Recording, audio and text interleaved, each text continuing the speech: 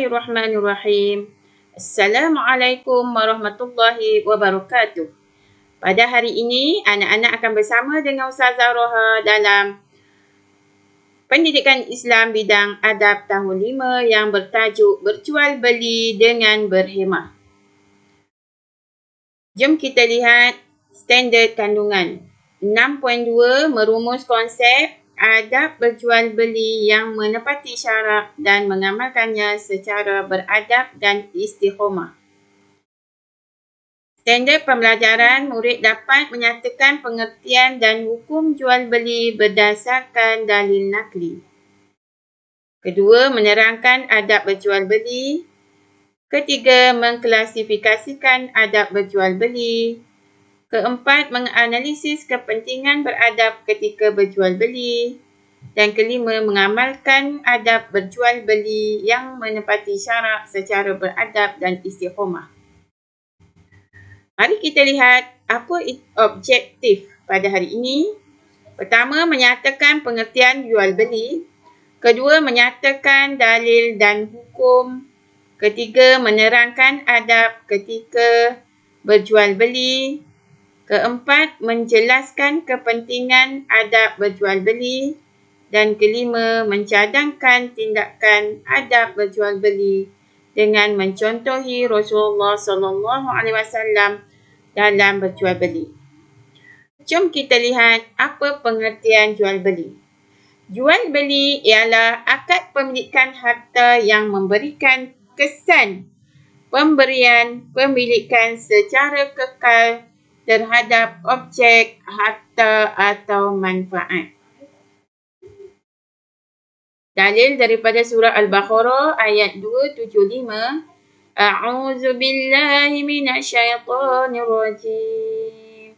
Wa ahallallahu al-bai'a wa harrama ar-riba. Maksudnya, padahal Allah Subhanahu wa taala telah menghalalkan jual beli dan mengharamkan riba. Hukum jual beli adalah harus selagi memenuhi syarat-syarat jual beli yang ditetapkan serta tidak melibatkan perkara-perkara yang diharamkan dalam Islam. Adab ketika berjual beli. Suasana di kantin atau di kedai makan. Penjual mestilah sabar dan mesra melayan pelanggan. Menyediakan makanan halal, bersih dan berkhasiat. Manakala pembeli mestilah beratur dengan tertibnya dan sentiasa berhati-hati. Kedua, tidak mengambil masa yang lama memilih makanan dan minuman. Mari kita di pasar jualan. Penjual mestilah jujur dan tidak menipu dalam timbangan. Penjual tidak mengambil untung yang keterlaluan. Manakala pembeli mestilah memberikan laluan ketika selesai membeli dan mencari memilih barangan yang baik dan halal sahaja. Situasi di kedai barangan harian. Penjual tidak memonopoli barangan tertentu untuk mengaut keuntungan melampau. Mempamerkan barangan mengikut kategori beserta tanda harga untuk kemudahan pembeli. Manakala pembeli tidak merosakkan barangan yang dipamerkan, menghormati penjual dan pembeli lain.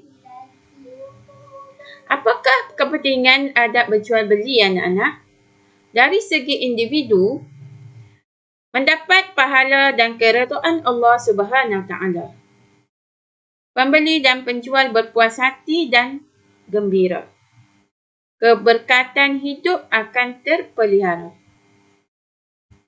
Manakala dari sudut masyarakat, imej Islam akan terjaga, hidup aman, damai dan sejahtera. Menghindari pergaduhan dan ketidakpuasan hati. Dari sudut negara, negara akan sentiasa dalam keadaan harmoni, menjaga kestabilan ekonomi negara, memelihara imej negara pada pandangan negara luar.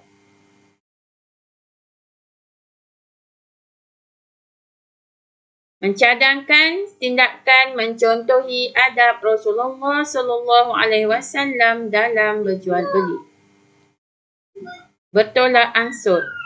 Rasulullah SAW memberitahu bahawa Allah Subhanahu Taala merahmati orang yang bertolak ansur ketika menjual, membeli dan menuntut hutang. Jujur dan amanah.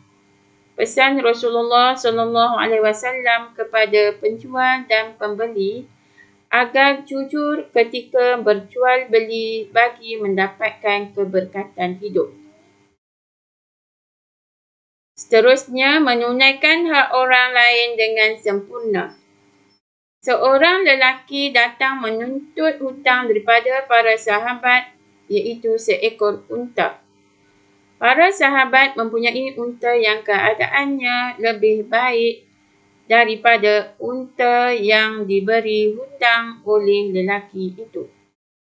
Rasulullah SAW memerintahkan agar diberi sahaja unta yang lebih baik itu supaya Allah Subhanahu Wa Taala menggantikan mereka yang lebih baik pada masa akan datang, kerana mereka menunaikan hak lelaki itu dengan sempurnanya.